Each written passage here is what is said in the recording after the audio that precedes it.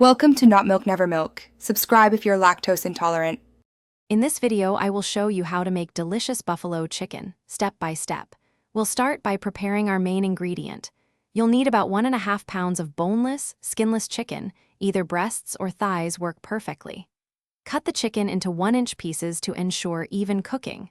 Remember to pat the chicken dry with paper towels.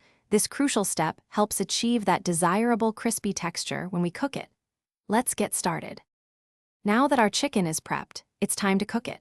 Heat 2 tablespoons of olive oil in a large skillet over medium-high heat. Once hot, add your chicken pieces. Cook them for about 5 to 7 minutes, stirring occasionally until they are golden brown and fully cooked through. To be safe, always ensure the internal temperature reaches 165 degrees Fahrenheit. This guarantees your chicken is perfectly safe and ready for the next step. The heart of buffalo chicken is its iconic sauce. Let's make it. In a small saucepan, melt 1/2 cup of unsalted butter over low heat.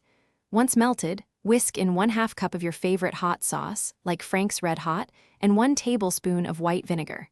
For that classic flavor, add 1/2 teaspoon of garlic powder and a pinch of cayenne pepper if you like a little extra kick.